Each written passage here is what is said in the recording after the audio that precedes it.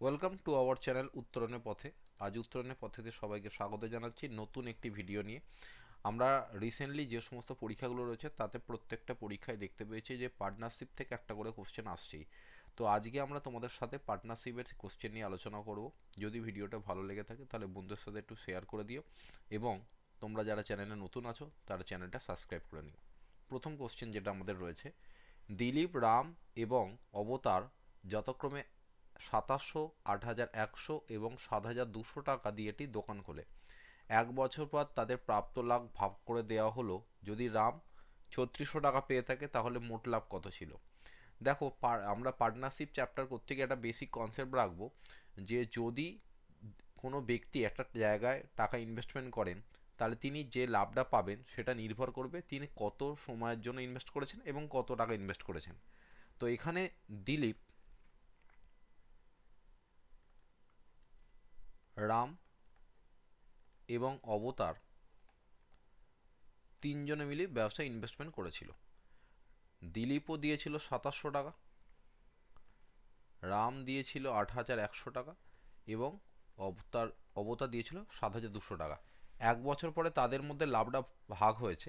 তো এক বছর তার মানে দিলীপের টাকাও খেটেছে, আবার এক বছর রামের টাকাও খেটেছে, আবার এক বছর অবতারের টাকাও খেটেছে, তিনজনের টাকায় এক বছর করে খেটেছে।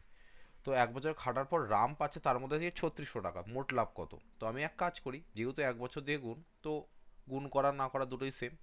তো আমরা প্রথমে দুটো করে শূন্য কেটে দিলাম। এবার 9 দিয়ে কাটলে আসবে 3, 9 দিয়ে কাটলে 9, 9 দিয়ে কাটলে 8। তো দিলীপ যদি 8 টাকা লাভ করে, রাম লাভ করবে 9 টাকা, অবতার লাভ করবে 8 টাকা। দিলীপ 3 টাকা লাভ করলে, সরি, দিলীপ 3 টাকা করলে রাম করবে 9 টাকা এবং অবতার করবে 8 টাকা। কিন্তু কোশ্চেন বলছে রাম লাভ করছে কত টাকা? 3600 টাকা। তো 9-এর কগুণ 36? 4 গুণ, মানে আমি বলতে পারি 400 গুণ। 4 9 36 মানে 400 গুণ। তো সিমিলারলি আমাদের মোট লাভ চেয়েছে। তো 9 একক সমান যদি 36 হয়, মানে 9-এর 400 গুণ যদি 36 হয়, তো আমরা এখান থেকে 3 এককের ভ্যালু পেয়ে যাব, 3 ইন্টু 400, তার মানে হবে 1200। আর অবতারেরটাও পেয়ে যাব 8 ইন্টু 400, তার মানে কত হয়ে যাবে? 3200। তো এই তিনটে টাকাকে যোগ করলে তুমি টোটাল টাকা পেয়ে যাবে। 3 3 6 1 7, 7 8। তো টোটাল টাকা ছিল কত? 8000 টাকা। তো মোট যে আমাদের প্রফিট ছিল সেই প্রফিট ছিল অপশান এ, 8000 টাকা।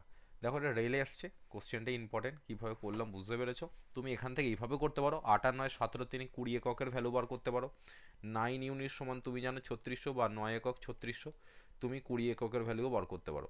তো 3600 বাই 9 ইন্টু 20, এটা কাজও করতে পারো। কেন 20 কোথা থেকে এলো? এই 3 আর 9 12, 12 8 20, এই 20 একক সমান 3600। তো ক্যালকুলেশন করবে, ক্যালকুলেশন করলে তুমি এখান থেকে পেয়ে যাবে কত? 8000 টাকা। তো টোটাল লাভ যেটা ছিল সেটা হচ্ছে 8000 টাকা। দেখো, আর একটা কোশ্চেন আমাদের তোমাদের সামনে এনেছি। কি লেখা আছে? এ 4 গুণ, বি এর 6 গুণ মূলধন এবং সি এর 10 গুণ মূলধন সমান। যদি তাহলে 4600 টাকা যদি টোটাল টাকা থাকে, মানে টোটাল লাভ থাকে, তাহলে সি কত টাকা পাবে? মানে কোন একটা মূলধনের এ 4 গুণ, বি এর 6 গুণ এবং সি এর 10 গুণ সমান। তো এখান থেকে 4600 টাকা লাভের মধ্যে থেকে সি কত পাবে? তাহলে আমাদের কাজ হচ্ছে এবিসি এর মধ্যে কি বার করা? অনুপাত বা রেশিও বার করা। তো এবিসি এর রেশিও বার করতে গেলে কি করতে হবে? আইদার এটাকে কে ধরতে হবে, অথবা আমরা অন্য একটা মেথড জানি, সেটাকে হচ্ছে কি চাপা মেথড বলি আমরা। কীরকম? যে মানটা বার করবো সেটাকে চাপা রেখে বাকি দুটো গুণফল, ধরো এর মান বার করছি, তো এর যা সহগ রয়েছে সেটাকে বাদ দিয়ে বি আর সি এর সহগকে গুণ করে দেবো। 6 10-এ কত হয়ে যাবে? 60। আবার বিয়ের মানটা বার করতে গেলে বিয়ের সহগকে বাদ দিয়ে বাকি যে দুটো রয়েছে, মানে 4 আর 10, এই দুটোকে গুণ করে দেবো। 4 10-এ কত? 40। এবং সি এর মানটা বার করতে গিয়ে সি এর সহগটা বাদ দিয়ে 4 আর 6-কে গুণ করে দেবো, 4 6 24। এটা হয়ে গেল এবিসি এর মধ্যে লাভের অনুপাত, বা এবিসি এর যে মূলধনের যে রেসপেক্টের যে এবিসি এর যে মূলধন রাখেছিল সেই তাদের অনুপাত। তো এখান থেকে আমরা এটাকে কাটাকাটি করতে পারি। 4 দিয়ে কাটলে 15, 4 দিয়ে কাটলে 10 এবং 4 দিয়ে কাটলে কত হয়ে যাবে? 6। এটা এদের মূলধনের অনুপাতও বলতে পারো, এটা এদের লাভের অনুপাতও। কেন? এটা এদের মূলধন, এটাই আবার লাভের অনুপাত কী করে হলো? যেহেতু দুজনের টাইম পিরিয়ডটা সেম আছে, মানে এদের তিনজনের টাইম পিরিয়ডটা যেহেতু সেম আছে, তাই মূলধনের অনুপাত যা আর লাভের অনুপাত দুটোই কী হবে? সেম হবে। কারণ টাইম পিরিয়ড আলাদা হলে মূলধন অনুপাত লাভের অনুপাত আলাদা আলাদা হয়। কিন্তু মূলধন অনুপাত এবং লাভের অনুপাত দুটোই সমান তখনই হবে যখন তুমি দেখবে দুজনের টাইম পিরিয়ডটা সেম রয়েছে। এখানে টাইমের কথা উল্লেখ করা নেই, তাহলে আমায় ধরে নিতে হবে টাইম ইকুয়াল। টাইম ইকুয়াল হলে এটা মূলধন অনুপাত, এটাই হয়ে যাবে লাভের অনুপাত। এই লাভের মধ্যে থেকে সি কত লাভ পাবে?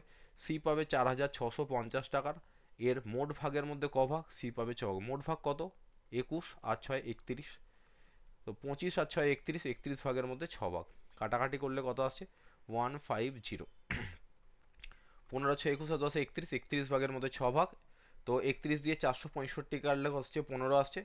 তো 150 ইন্টু 6, তার মানে কত হয়ে যাবে, 900 টাকা। তো সি এর ভাগের পরিমাণ হয়ে যাবে অপশান বি, 900 টাকা। আশা করি বুঝতে পেরেছো। তো আজকের ভিডিওটা ছিল ছোট্ট একটা ইনফরমেটিভ ভিডিও, ছোট্ট ভিডিও। যদি ভিডিওটা ভালো লাগে বন্ধুদের সাথে একটু শেয়ার করে দিও। ওকে, ধন্যবাদ, থ্যাংক ইউ সবাই, শুভরাত্রি, ভালো থেকো।